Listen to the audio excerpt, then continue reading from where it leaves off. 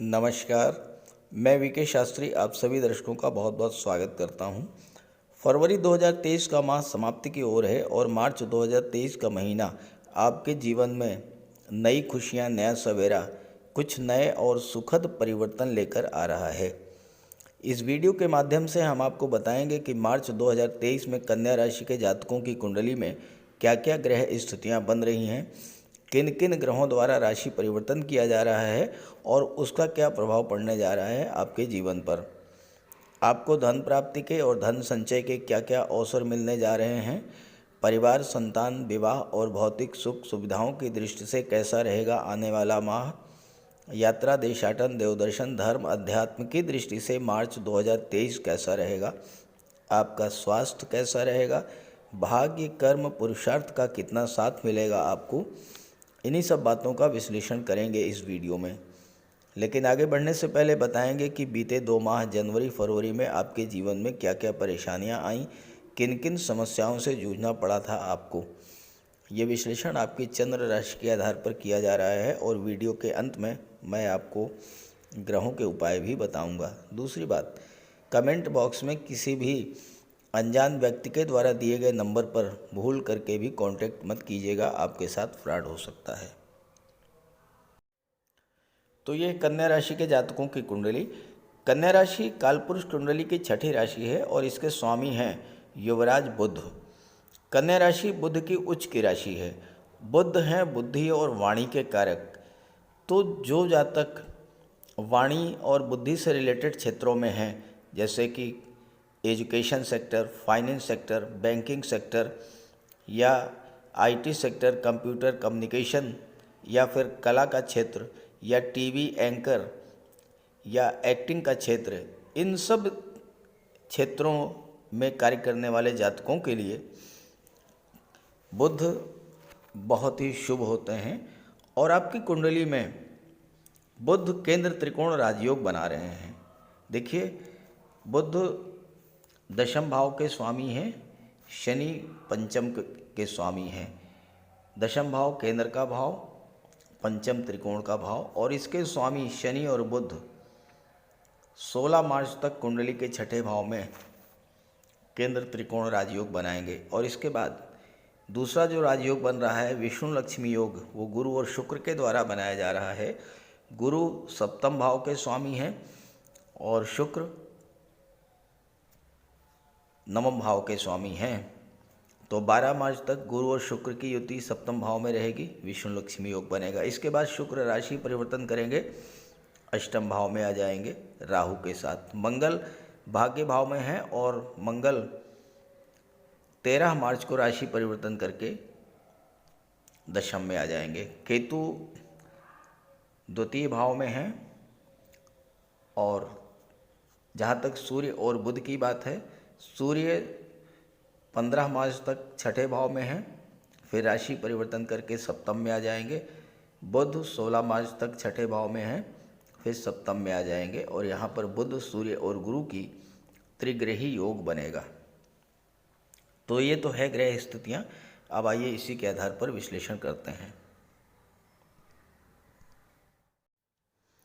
आगे बढ़ने से पहले बात करेंगे जनवरी और फरवरी में आपके जीवन में क्या क्या परेशानियां आईं, किन किन समस्याओं से आपको जूझना पड़ा और इसके पीछे कारण क्या थे। अक्सर आप लोगों के कमेंट्स आते हैं कि जो बीत गया उस पर चर्चा करने से क्या लाभ। तो मैं आपको बता दूं कि मनुष्य जीवन में पिछले समय की घटनाओं से सीख लेकर ही आगे बढ़ता है। पास्ट में जो हुआ उसी से सीख लेकर मनुष्य अपने में सुधार करता है, क्योंकि असफलता में ही सफलता का मंत्र छिपा होता है। क्यों असफल हुए, क्यों कष्ट मिले, अगर इन चीज़ों की एनालिसिस कर ली जाए तो आने वाले समय में उन कष्टों, उन परेशानियों से बचा जा सकता है। दूसरी बात, जरूरी नहीं कि सबके साथ ऐसा ही घटित हुआ हो जो मैं बताने जा रहा हूँ, लेकिन जिनके भी जीवन में उन ग्रहों की महादशा या अंतर्दशा गतिमान होगी जिनकी चर्चा आगे करने जा रहा हूँ, उनके साथ कुछ न कुछ अशुभ जरूर घटित हुआ होगा। और जिनके साथ भी ये सब कुछ घटित हुआ हो वो कमेंट करके ज़रूर बताएं ताकि बाकी लोगों को भी ग्रहों के प्रभाव को समझने में मदद मिले। देखिए, जीवन में कर्म के कारक हैं शनिदेव, और शनिदेव 17 जनवरी को राशि परिवर्तन करके छठे भाव में आए और राशि परिवर्तन के ठीक 13 दिन बाद अस्त हो गए। अब शनि क्या है? कर्म के कारक हैं। तो शनि के अस्त होने का प्रभाव ये पड़ा कि काम में मन नहीं लगा होगा, कार्य क्षेत्र में बाधाएं आई होंगी, कोई काम शुरू करना चाहते थे नहीं कर पाए होंगे, व्यापार में मंदी, और जो लोग किसी तरह के निर्माण कार्य से संबंध रखते थे उनका कार्य प्रभावित हुआ होगा। और चूंकि शनि कर्म और लाभ के कारक होते हैं, जब कार्य प्रभावित हुआ तो धन की प्राप्ति भी बाधित हुई, आर्थिक संकट, फाइनेंशियल क्राइसिस से गुजरे होंगे। दूसरी बात, जब यहाँ पर शनि का गोचर हुआ तो सूर्य भी यहाँ पर गोचर कर रहे थे 13 फरवरी से, और शनि और सूर्य की युति बनी छठे भाव में। ज्योतिष शास्त्र में शनि और सूर्य को एक दूसरे का नैसर्गिक शत्रु माना जाता है। सूर्य यहाँ पर 15 फरवरी से 15 मार्च 13 फरवरी से 15 मार्च शनि के साथ युति बना करके बैठे हैं, और चूंकि शत्रु के साथ बैठे हैं इसलिए सूर्य भी पीड़ित हुए और शनि भी पीड़ित हुए। सूर्य क्या है? ग्रहों के राजा हैं। जब राजा ही पीड़ित हो तो फिर क्या हुआ होगा? सूर्य पिता के कारक हैं तो पिता को कष्ट हुआ होगा। सूर्य शासन प्रशासन सरकारी नौकरी के कारक हैं, वहाँ भी स्थितियाँ आपके अनुकूल नहीं रही होंगी। वर्कलोड बढ़ा होगा, अधिकारियों का सहयोगियों का साथ नहीं मिला होगा। प्रमोशन वेतन वृद्धि का मामला था, उसमें भी रुकावट आई होगी। आपका कोई काम सरकारी अधिकारियों सरकारी कर्मचारियों से था तो उस कार्य में भी तरह तरह की विघ्न बाधाएं आई होंगी। शिक्षा प्रतियोगिता के क्षेत्र में भी रुकावट आई होगी और आप नेत्र कष्ट, हड्डियों के रोगों से, हार्ट प्रॉब्लम्स, पाचन तंत्र संबंधी रोग, आत्मविश्वास में कमी और माइग्रेन, ये सब समस्याएं आई होंगी। और सूर्य चूँकि 12वें भाव के स्वामी हैं और 12वां भाव अस्पताल का होता है, कोर्ट कचहरी का होता है, खर्चों का होता है, तो आपके बिला वजह के खर्चे भी बढ़े होंगे, चाहे वो अस्पताल के चक्कर लगाने में, चाहे वो कोर्ट कचहरी के चक्कर लगाने में, फिजूल खर्ची बढ़ी होगी, फाइनेंशियल क्राइसिस से आप गुजरे होंगे। जहाँ तक शनि की बात है तो शनि तो पहले से ही अस्त हो रहे थे, अब सूर्य के साथ होने से पीड़ित हुए तो आपका कार्य क्षेत्र भी प्रभावित हुआ और लाभ भी प्रभावित हुआ। काम में मन न लगना, आलस्य, थकान, कार्यों की गति धीमी होना, कार्यों में रुकावट, आपके मन में उत्साह की कमी, और सबसे बड़ी बात फाइनेंशियल क्राइसिस। शनि की भी दृष्टि 12वें भाव पर पड़ी तो आप घुटनों के रोग, जोड़ों में दर्द, मांसपेशियों में पीड़ा, वायु विकार, एनीमिया, ये सब समस्याएं आपके जीवन में आई होंगी। और अगर ऐसा कुछ हुआ हो तो कमेंट कीजिएगा, इससे हट करके भी कुछ हुआ हो तो भी कमेंट कीजिएगा। अब आइए बात करते हैं मार्च 2023 के बारे में। सबसे पहले बात करते हैं धन की प्राप्ति, धन के संचय, विवाह, संतान और भाग्य के बारे में। आपकी कुंडली के 7वें भाव में देवगुरु बृहस्पति का गोचर है और यहाँ पर शुक्र का भी गोचर है। शुक्र और गुरु की युति 15 फरवरी से आपकी कुंडली में बन रही है और 12 मार्च तक गुरु और शुक्र की युति बनेगी। अब यहाँ गुरु अपनी ही राशि में है, केंद्र में है, तो हंस राजयोग बना रहे हैं। शुक्र अपनी उच्च की राशि में है और केंद्र में है, तो मालव्य राजयोग बना रहे हैं। मालव्य राजयोग धन का होता है, सुख समृद्धि संपन्नता का होता है। मालव्य राजयोग के बनने पर अत्यंत उत्कृष्ट श्रेणी का विवाह होता है, संतान की प्राप्ति होती है। और अगर इस गोचर काल में संतान की प्राप्ति होगी तो वो तो यही ग्रह स्थितियाँ अपनी कुंडली में लेकर के आएगी और परम भाग्यशाली संतान की प्राप्ति होगी आपको। अब यहाँ शुक्र मालव्य राजयोग भी बना रहे हैं, भाग्य के भाव में बैठे के स्वामी हैं और धन के भाव के स्वामी हैं। दो महत्वपूर्ण भाव के स्वामी होकर के केंद्र के भाव में गोचर कर रहे हैं। तो शुक्र का गोचर और गुरु के साथ युति आपके जीवन में बहुत बड़ा परिवर्तन लाने वाली होगी। धन प्राप्ति के प्रबल योग बनेंगे, अचानक से धन प्राप्ति में होगी और विवाह का भी योग बनेगा। अचानक से कोई अच्छा सा रिश्ता आएगा और आपका विवाह तय हो जाएगा। और इसके पीछे भाग्य का पूरा सपोर्ट रहेगा, क्योंकि भाग्य भाव के स्वामी भी हैं शुक्र। सप्तम भाव कुंडली का सबसे महत्वपूर्ण भाव माना जाता है, क्योंकि यहाँ से गृहस्थ जीवन की शुरुआत होती है। और अगर सप्तम भाव अच्छा हुआ, सप्तम भाव में शुभ ग्रहों का गोचर हो या शुभ ग्रहों की दृष्टि पड़ रही हो, तो समझिए आपका जीवन स्वर्ग हो गया, जीवन में खुशियाँ ही खुशियाँ। और अगर सप्तम भाव खराब है तो फिर आप स्वयं कल्पना कर सकते हैं।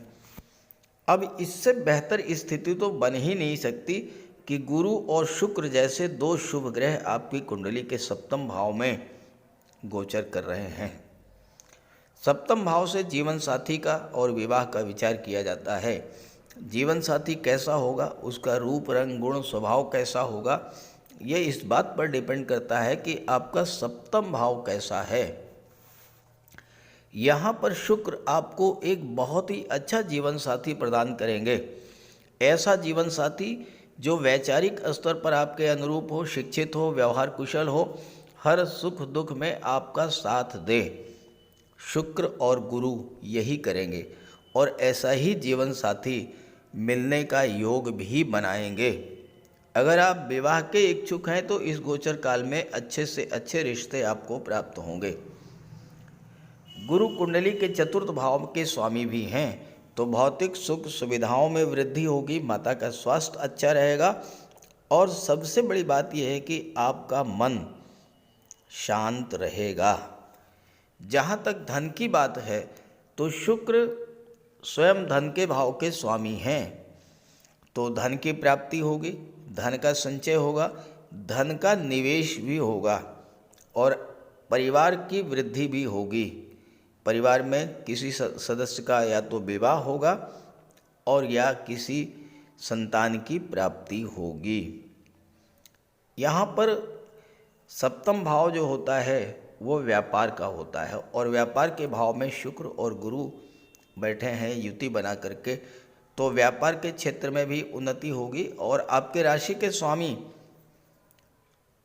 दशम भाव के स्वामी हैं और शुक्र के मित्र हैं, तो ऐसे में व्यापारियों के लिए गुरु और शुक्र का ये गोचर बहुत ही शुभ फल देने वाला होगा।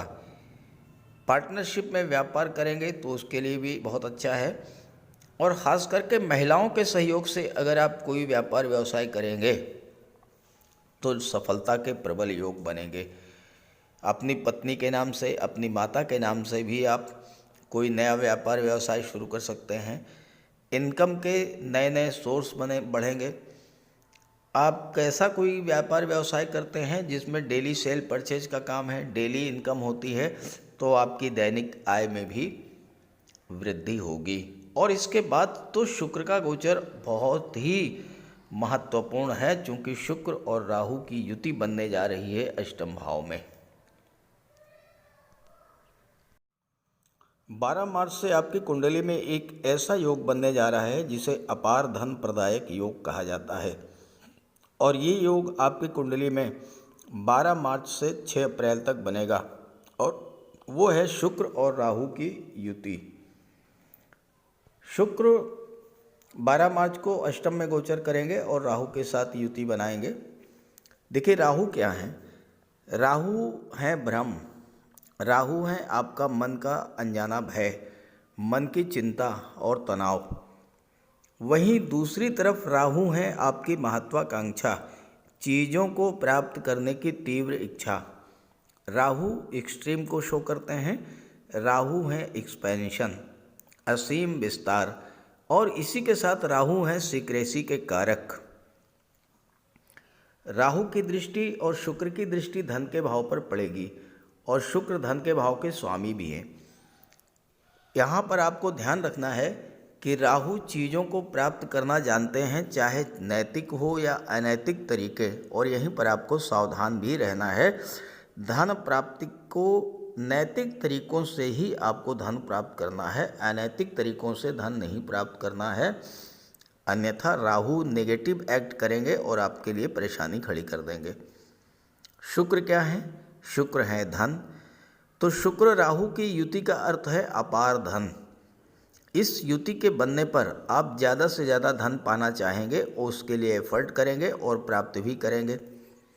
शुक्र है कंफर्ट और लग्जरी के कारक, आप ज़्यादा से ज़्यादा सुख सुविधाओं का भोग करना चाहेंगे और इसके लिए प्रयास भी करेंगे। शुक्र है लव और रोमांस के कारक, और अगर आप रिलेशन में हैं तो पूरी तरह से एक दूसरे के प्रति समर्पित होंगे, और रिलेशन में नहीं है तो नए रिलेशन बनने का भी योग है। राहु है डीप अटैचमेंट, लगाव, धन के प्रति, परिवार के प्रति, मित्रों के प्रति, भौतिक सुख सुविधाओं के प्रति आपका लगाव। शुक्र राहु की युति इस लगाव को बढ़ाने वाली होगी। तो फिर इस युति का पूरा लाभ कैसे प्राप्त करें? राहु को एक्टिवेट करें, शुक्र स्वतः एक्टिवेट हो जाएंगे। कार्यक्षेत्र का विस्तार करें, लेकिन अपनी योजनाओं को सीक्रेट रखें, किसी से शेयर न करें। राहु है विदेश के कारक, तो विदेश जाने का योग बनेगा। विदेश में हैं तो विदेश से प्रचुर धन प्राप्त होगा। राहु है ऑनलाइन एक्टिविटीज़, ऑनलाइन प्लेटफॉर्म, अपनी कला अपनी स्किल का प्रदर्शन ऑनलाइन प्लेटफॉर्म से करें। अपने कार्यक्षेत्र व्यापार का विस्तार विदेश यानी मातृभूमि से दूर जाकर करने का प्रयास करें। अपने व्यापार, अपने प्रोडक्ट, अपनी कला का प्रचार प्रसार ऑनलाइन मीडिया से करें। और जो जातक शुक्र की चीज़ों से जुड़े हुए हैं, music, art, film industry, glamour industry, modelling और टीवी सीरियल, इन सब के लिए भी अपार धन का योग बनेगा। ये तो हुई बात राहु की। अब शुक्र की बात कर लें। शुक्र यहाँ पर अष्टम भाव में आपको हर तरह का शुभ फल प्रदान करेंगे। अष्टम भाव आकस्मिक घटनाओं का है, शुक्र धन के कारक हैं, अचानक से धन की प्राप्ति करा देंगे। गुप्त धन, लॉटरी, शेयर, कोई पैतृक संपत्ति, वसीयत या विरासत से धन आपको मिलेगा। इंश्योरेंस या मार्केटिंग क्षेत्र से धन प्राप्त होगा। अचानक से कोई शुभ समाचार प्राप्त होगा। विवाह का रिश्ता तय हो जाएगा, संतान की प्राप्ति हो जाएगी, जीवन साथी के माध्यम से धन मिलेगा, और आपका जीवन साथी या तो किसी जॉब में हो सकता है और या फिर व्यापार व्यवसाय में हो सकता है। जीवन साथी के नाम से आप कोई व्यापार व्यवसाय करेंगे तो अचानक लाभ होगा। और सबसे बड़ी बात कि शुक्र भाग्य भाव के स्वामी हैं, तो यहाँ पर हर तरह से भाग्य आपका साथ देगा। शुक्र कला के और सौंदर्य के कारक होते हैं। आपको विदेश जाने का मौका मिलेगा, विदेश जाकर के अपनी कला का प्रदर्शन करने का अवसर मिलेगा। कोई ऐसा धन आपको मिल सकता है जो आपने ना कमाया हो, अनएक्सपेक्टेड वेल्थ, जहाँ से आपने सोचा भी ना हो, कोई गिफ्ट मिल सकती है। अष्टम भाव धर्म अध्यात्म का होता है। स्पिरिचुअलिटी अध्यात्म में आपकी रुचि बढ़ सकती है, ज्योतिष तंत्र मंत्र में आपकी रुचि बढ़ सकती है। रिसर्च में जो जातक हैं उनके लिए भी ये समय आपके लिए बहुत ही अच्छा रहेगा। आपके राशि के स्वामी हैं युवराज बुध, और बुध सूर्य के साथ छठे भाव में गोचर करेंगे 15 मार्च तक। अब यहाँ पर देखिए, छठा भाव जो होता है सरकारी नौकरी का होता है। बुध आपके दशम भाव के स्वामी हैं, सूर्य विदेश भाव के स्वामी हैं। ऐसे में आपको, चूँकि छठा भाव सरकारी नौकरी का होता है, कॉम्पिटिशन्स का होता है, तो प्रतियोगी परीक्षाओं को क्रैक करने का अवसर मिलेगा, सरकारी नौकरी प्राप्त करने का अवसर मिलेगा। खास करके जो जातक आईएएस, आईपीएस, सिविल सर्विसेज की तैयारी कर रहे हैं उनके लिए समय बेहतर है। और चूँकि बुध कर्म भाव के स्वामी हैं और सूर्य विदेश भाव के स्वामी हैं, आपको विदेश जा कर के किसी विदेशी कंपनी में, किसी मल्टीनेशनल कंपनी में, आईटी सेक्टर, कंप्यूटर कम्युनिकेशन के क्षेत्र में, मैनेजमेंट के क्षेत्र में प्रशासक के रूप में उच्च पद भी प्राप्त हो सकता है। इसके बाद सूर्य 15 मार्च को आ जाएंगे सप्तम में, और बुध 16 मार्च को सप्तम में आ जाएंगे। और यहाँ पर गुरु, सूर्य और बुध का त्रिग्रही योग बनेगा। सूर्य का गोचर केवल फैमिली लाइफ के लिए थोड़ा परेशानी लाने वाला होगा। हालांकि फैमिली लाइफ में भी समस्याएं नहीं आएंगी अगर आप अपने क्रोध पर, अपने ईगो पर, अपने अहंकार पर काबू रखें। सूर्य का गोचर सप्तम भाव में हर मामले में अनुकूल है। जीवन साथी के स्वास्थ्य में थोड़ी समस्या आ सकती है, जोड़ों में दर्द की शिकायत आ सकती है, लेकिन अगर आपका जीवन साथी सरकारी नौकरी में है या प्राइवेट जॉब में है तो ये समय उसके लिए विशेष सफलता लाने वाला भी होगा। जीवन साथी से कुछ दिनों के लिए दूरी भी बन सकती है, तो ऐसे में आपको जीवन साथी से संबंध बना करके रखना है। ईगो, अहंकार को छोड़ देना है। मैं ही सब कुछ हूँ, मैं जो सोचता हूँ वही जो करता हूँ वही सही है। अगर आप इस भावना को छोड़कर जीवन साथी को भी सम्मान देंगे, उनकी बात सुनेंगे, उनकी बात को गंभीरता से लेंगे, तो फिर पारिवारिक जीवन में कोई दिक्कत नहीं आएगी। ऐसे ही बिजनेस पार्टनर के साथ भी धन से ज़्यादा संबंधों को महत्व दें। ये महीना संबंधों को बचा करके रखने का है। हालांकि देवगुरु यहाँ पर हंस राजयोग बना रहे हैं, तो आप अपने ज्ञान, बुद्धि, विवेक से समस्याओं को हल भी कर लेंगे। सप्तम भाव विदेश का, व्यापार का होता है और सूर्य विदेश भाव के स्वामी हैं, तो विदेशी व्यापार, एक्सपोर्ट इंपोर्ट का व्यापार, इसमें आपको सफलता भी मिलेगी। मंगल का गोचर आपकी कुंडली के भाग्य भाव में है और 13 मार्च को मंगल दशम भाव में आ जाएंगे। मंगल दशम भाव में दिग्बली होते हैं। दूसरी बात, मंगल शनि से त्रिकोण पर हैं। शनि से पंचम पर है मंगल और मंगल से नवम भाव पर हैं शनि। तो त्रिकोण पर होने के कारण शनि और मंगल एक्टिवेट होंगे और अपने अपने कार्यकत्व से संबंधित फल आपको प्रदान करेंगे। शनि और मंगल भूमि, भवन, वाहन, प्रॉपर्टी, कृषि भूमि, इन सब के कारक होते हैं और इन सब का लाभ आपको मिलेगा। मंगल यहाँ पर पराक्रम भाव के स्वामी हैं और अष्टम भाव के स्वामी हैं और दिग्बली हैं, साथ ही साथ त्रिकोण पर हैं शनि से, तो एक्टिवेट हैं। दिग्बली मंगल आपके पराक्रम, शौर्य और साहस में अभूतपूर्व वृद्धि करेंगे। बड़ा से बड़ा काम हो और आप उसे अपने साहस और पराक्रम से पूरा कर लेंगे। दशम भाव में मंगल कार्य क्षेत्र में अभूतपूर्व उन्नति लेकर के आते हैं। कई बार ऐसा होता है कि कोई बड़ा टारगेट आपके सामने हो और हमें लगता है कि हम उसे पूरा नहीं कर पाएंगे, मन में नेगेटिव फीलिंग आती है और हम कार्य को शुरू ही नहीं कर पाते असफलता के डर से। लेकिन दिग्बली मंगल आप में इतना साहस, इतना आत्मविश्वास पैदा करेंगे कि आप बड़ा से बड़ा लक्ष्य पूरा करेंगे। बुध यहाँ पर दशम के स्वामी हैं जो व्यापार के कारक हैं। व्यापार में कहा जाता है कि नो रिस्क नो गेन, तो मंगल के प्रभाव से आप बड़ा से बड़ा रिस्क लेने का साहस करेंगे। हालांकि ऐसा करने से कभी कभी नुकसान भी हो सकता है, लेकिन ज़्यादातर मामलों में सफलता ही मिलेगी। आप अपना मार्ग खुद ही बनाएंगे। यहाँ पर गुरु भी गोचर कर रहे हैं कुंडली के सप्तम भाव में, और गुरु की दृष्टि आपके लग्न भाव पर पड़ेगी। गुरु ज्ञान, बुद्धि, विवेक के कारक होते हैं, तो आप अपने ज्ञान, पराक्रम, इंटेलिजेंस और प्लानिंग के द्वारा बड़े से बड़ा टारगेट पूरा करेंगे और आपको इसका लाभ मिलेगा। मंगल सेनापति होते हैं। आप कार्य क्षेत्र में किसी का दबाव नहीं बर्दाश्त करेंगे, अपना रास्ता खुद बनाएंगे, लोगों का नेतृत्व करेंगे, लोग आपके आदेशों निर्देशों का पालन करेंगे। बड़े बड़े सैन्य अधिकारी, पुलिस के बड़े अधिकारी, देश की रक्षा करने वाले जाबान सैनिक, जल थल नभ में दुश्मनों से रक्षा करने वाले सैन्य अधिकारी, ये सब दिग्बली मंगल के प्रभाव से ही बड़ा से बड़ा मोर्चा फतेह कर लेते हैं। दशम भाव में दिग्बली मंगल आपको नौकरी में उच्च पद दिलाएंगे। व्यापार के क्षेत्र में नई नई उपलब्धियां हासिल करेंगे। आप कोई नया व्यापार, नई फैक्ट्री, नया उद्योग शुरू कर सकते हैं, और कारपोरेट जगत के लिए भी मंगल का ये गोचर बहुत ही शुभ होगा।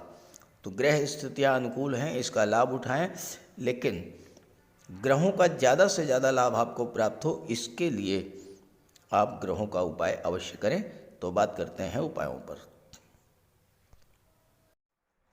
किसी भी जातक की कुंडली में बनने वाले राजयोगों का संपूर्ण लाभ उसे तब मिल पाता है जब राजयोग बनाने वाले ग्रह कुंडली में मजबूत स्थिति में हों। और ज्योतिष शास्त्र में ग्रहों को बल प्रदान करने के लिए उपायों की व्यवस्था की गई है। तो अगर आपकी जन्म कुंडली में राजयोग बनाने वाले ग्रह कमज़ोर स्थिति में हैं, अंश बल से कमज़ोर हैं, तो ग्रहों का उपाय ज़रूर कीजिए। इससे ग्रहों को बल प्राप्त होगा और आपको राजयोग का संपूर्ण लाभ प्राप्त हो पाएगा। सबसे पहले मंगल की बात करते हैं। इसके लिए बजरंगबली की उपासना कीजिए, हनुमान जी की आराधना कीजिए, हनुमान चालीसा का पाठ कीजिए, हनुमान जी के मंदिर में जाकर के उनके चरणों में बैठिए और उनके चरणों का सिंदूर अपने मस्तक पर धारण कीजिए। मंगलवार के दिन स्नान के बाद लाल वस्त्र धारण कीजिए, मंगलवार का व्रत रखिए। हनुमान जी को सिंदूर में चमेली का तेल मिला करके अर्पित करें। हनुमान जी को चोला चढ़ाएं और मूंगा धारण कर सकते हैं, लेकिन किसी योग्य ज्योतिषी से परामर्श लेकर। और मंगलवार के दिन लाल वस्त्र, गेहूँ, गुड़ और तांबे का दान करने से भी मंगल को बल प्राप्त होता है। जहाँ तक देवगुरु की बात है, देवगुरु बृहस्पति को प्रसन्न करने के लिए गुरुवार का व्रत रखिए। 5 गुरुवार, 11 या 43 गुरुवार का व्रत रखें। घर में केले का एक वृक्ष लगा लें और उसकी सेवा करें। स्नान करते समय पानी में हल्दी या केसर मिलाकर स्नान करें और हल्दी या केसर का तिलक लगाएं। भूल करके भी गुरु, साधु, संतों का, माता पिता का अपमान ना करें। माता पिता, गुरु और वृद्धों का सम्मान करें, उनकी सेवा करें और उनका आशीर्वाद प्राप्त करें। तोते को चने की दाल खिलाएं, इससे बुध और गुरु दोनों प्रसन्न होते हैं। पुखराज भी धारण कर सकते हैं गुरुवार के दिन, लेकिन योग्य ज्योतिषी का परामर्श लेकर ही कोई रत्न धारण करें। ज़्यादा बेहतर ये है कि हल्दी की एक गांठ पीले वस्त्र में बांधकर अपने बाजू में बांध लीजिए और पीले रंग के वस्त्रों का ज़्यादा प्रयोग कीजिए। चादर, तकिए, गिलाफ ये सब पीले रंग के रखिए, पर्दे। शुक्र को बल प्राप्त हो, इसके लिए माता लक्ष्मी की उपासना कीजिए और 21 या 31 शुक्रवार को व्रत रखें। शुक्रवार के दिन सफ़ेद रंग के वस्त्र, चीनी, चावल, दूध और दही, घी से बने पदार्थों का सेवन करें। और शुक्रवार के दिन सफ़ेद वस्त्र, चावल, चीनी, घी, श्रृंगार सामग्री, कपूर, मिश्री और दही, इन सब चीज़ों का यथाशक्ति दान करें। डायमंड धारण कर सकते हैं, लेकिन हीरा धारण करने से पहले योग्य ज्योतिषी का परामर्श ले लें। महिलाओं का सम्मान करें। शुक्रवार के दिन कन्याओं को खीर और मिष्ठान का भोजन कराएं। इत्र का प्रयोग करें। घर को साफ सुथरा रखें और भगवान शिव को श्वेत पुष्प अर्पित करें। जहाँ तक बुध की बात है तो बुधवार के दिन तुलसी का पौधा लगाकर उसकी सेवा करें। गाय की सेवा करें। गाय को हरा चारा खिलाएं। हरियाली बढ़ाने वाले पौधे लगाएं और दान करें पौधों का, क्योंकि बुध को हरा रंग अत्यंत प्रिय है। बुधवार को घर के मेन डोर पर पंच पल्लव का तोरण लगा दें और किन्नर को दान देकर उसका आशीर्वाद प्राप्त करें। देवी दुर्गा के मंदिर में हरे रंग की चूड़ियाँ दान करें। गणेश जी की उपासना करें और साबुत हरी मूंग हरे कपड़े में बांधकर अर्पित करें। बुधवार के दिन हरे रंग के रुमाल, मोजे और टाई का प्रयोग करें। ओम बुम बुधाय नमः इसका एक माला जाप करें। पन्ना धारण कर सकते हैं, लेकिन परामर्श के बाद किसी योग्य ज्योतिषी से। और ना तो झूठ बोलें और ना ही किसी को अपशब्द कहें। जहाँ तक शनिदेव की बात है तो कम से कम 19 और ज़्यादा से ज़्यादा 51 शनिवार का व्रत रखें। पीपल के वृक्ष के नीचे सरसों के तेल का दीपक जलाएं शनिवार के दिन। शनिवार के दिन एक प्याले में, एक कटोरी में सरसों का तेल लेकर के उसमें अपना चेहरा देखिए और फिर उस तेल को दान कर दीजिए। उड़द से बनी पंजीरी, पकौड़ा, चीला, बड़ा, इन सब का सेवन करिए। सरसों के तेल में बने भोज्य पदार्थों का सेवन कीजिए। शनिवार के दिन कंबल, जूता, चप्पल, लोहा, काला तिल, काला उड़द, काले वस्त्र और जटा वाले नारियल दान दें। नीलम धारण कर सकते हैं, लेकिन नीलम धारण करना किसी योग्य ज्योतिषी से परामर्श लेकर धारण करें, क्योंकि नीलम रंग से राजा भी बना देता है और कभी कभी अगर नीलम आपके लिए शुभ नहीं हुआ तो राजा से रंक भी बना देता है। इसलिए नीलम का प्रयोग बहुत सोच समझ कर करें। ज़्यादा बेहतर ये है कि आप गरीबों की हेल्प करें। कोई भी गरीब, लाचार, असहाय, दिव्यांग व्यक्ति आपके पास आता है, मदद कीजिए यथासंभव और किसी भी गरीब व्यक्ति को कष्ट ना दें। साथ ही साथ ऐसे कार्य ना करें जो कि शनिदेव को पसंद नहीं है। शनिदेव को छल, कपट, झूठ, फरेब, बेईमानी, आलस्य ये सब पसंद नहीं है, तो ऐसे कार्य मत कीजिए। और शनिदेव को अनुशासन, परिश्रम, मेहनत, ईमानदारी और सच्चाई ये पसंद है, तो ये आप अपने अंदर इन गुणों को विकसित करें, शनिदेव प्रसन्न होंगे। तो उपाय ज़रूर कीजिएगा, इससे आपको लाभ होगा। नमस्कार।